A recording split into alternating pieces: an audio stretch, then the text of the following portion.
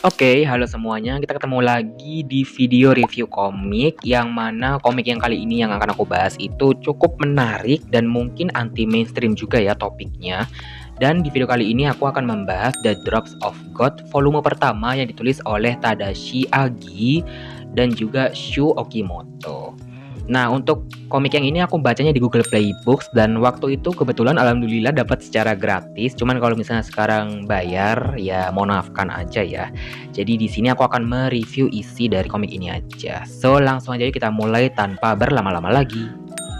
Oke, untuk The Drops of God ini itu bercerita tentang Shizuki Kanzaki, seorang putra dari ahli wine, yang mana ahli wine ini itu memang tugasnya kayak mereview gitu kali lah ya, atau mengkritisi wine-wine yang ada di dunia ini. Bahkan nama ayahnya itu Yutaka Kanzaki itu dikenal kalangan luas sebagai kritisi wine yang memang top. Nah, anaknya ini yang tadi namanya Shizuki itu ternyata juga mewarisi keahlian dari ayahnya ini. Tapi ada satu hal yang unik dari si Shizuki karena dia ini tuh nggak pernah sama sekali mencoba wine satu tetes pun. Jadi dia ini tuh mengandalkan indera penciumannya yang mana cukup akurat banget.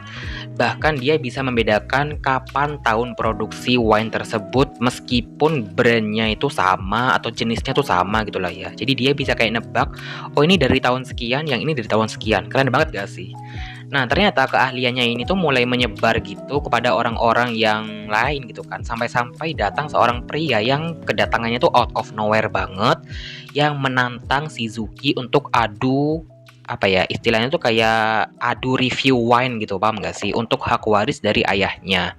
Dan ternyata setelah ditelusuri, nama pria ini tuh adalah Issei Tomine, yang mana juga seorang ahli kritisi wine yang cukup terkenal. Nah, Shizuki bingung dong karena dia ini sebenarnya anak tunggal, cuman kok tiba-tiba ada orang yang menantang tentang warisan gitu kan. Dan ternyata si Issei Tomine ini adalah anak angkat yang selama ini disembunyikan oleh ayahnya. Yang sekarang ayahnya mulai sakit-sakitan dan apa ya, kayak rencananya ingin menyerahkan warisannya gitu kepada anak-anaknya. Nah, apakah Shizuki ini berhasil melawan tanda kutip saudaranya itu sendiri? Kamu bisa cek aja di komiknya ya untuk lebih lanjutnya lagi. Nah, di sini untuk narasinya digambarkan secara detail, cukup detail bahkan. Di sini juga kamu bisa menemukan elemen-elemen yaitu bunga yang memang cukup sering dihadirkan di dalam komiknya. Yang mana untuk menggambarkan cita rasa dari wine yang mungkin punya sense of flower. Ya, aku pribadi belum pernah lah ya minum wine kayak gitu. Jadi sebenarnya nggak tahu juga bagaimana cara untuk menggambarkannya atau bagaimana rasanya gitu kan.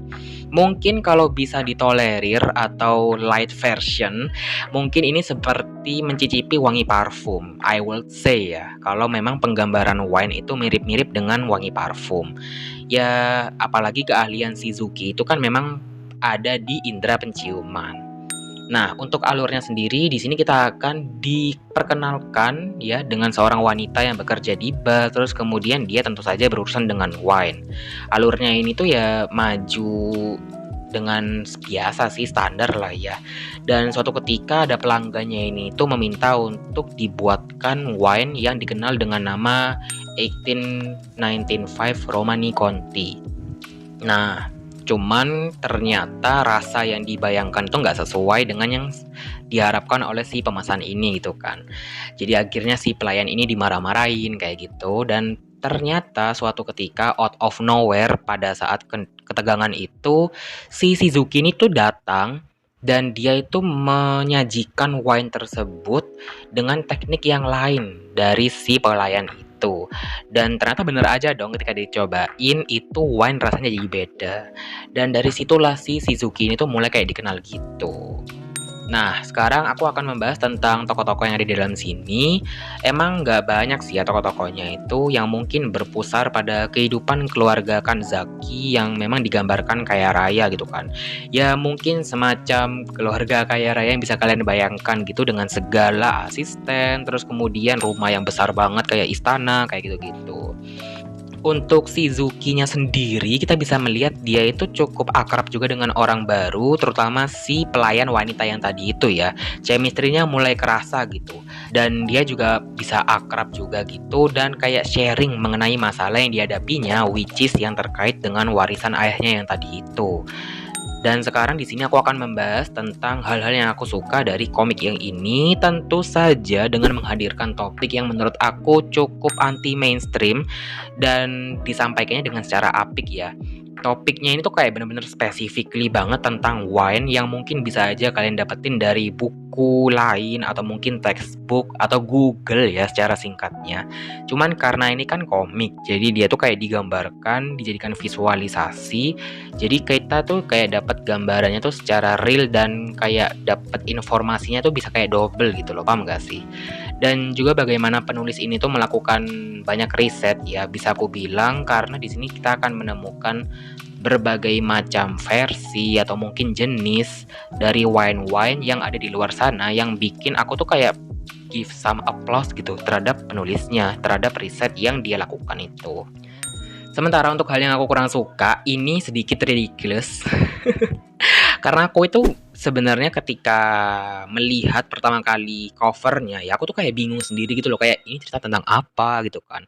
Dan pada saat itu aku kayak randomly aja ambil TBR yang ada di Google Play Books dan ternyata di luar ekspektasi, melebihi banget dari ekspektasi aku pertama kalinya gitu kan terhadap komik yang ini gitu. Jadi covernya tuh agak sedikit bikin ambigu juga sih ya, karena ada salib gitu kan, jadi ini bahas apa gitu kan, kok kayak takut gitu kan. Cuman ternyata dari judulnya itu pun semacam membawa pesan tersembunyi yang mungkin aku sampai sekarang masih kurang paham juga kenapa judulnya itu The Drop of Gods. Jadi kayak masih jadi pertanyaan gitu, atau mungkin karena masih baru volume pertama sih ya, jadi mungkin akan dijelaskan di volume-volume yang selanjutnya. Nah, di sini untuk poin terakhir, di sini aku akan menceritakan tentang rating untuk komik yang ini, dan ini aku akan memberikan rating 4 dari 5 bintang yang sebenarnya sih masih ada pertanyaan besar yang belum terjawab di komik yang ini. Dan sepertinya volume-volume selanjutnya itulah yang akan menjawabnya. Prediksiku kayak gitu sih ya, biasanya kan kayak gitu. Ya kayaknya kayak gitu aja sih, dan aku berharap aja untuk komik ini diterjemahkan ke bahasa Indonesia yang mana bisa kamu baca dan mungkin enjoy untuk membaca komik yang ini. Oke, kayaknya segitu aja untuk review dari The Drops of God volume pertama yang ditulis oleh Tadashi Agi dan Shu Okimoto.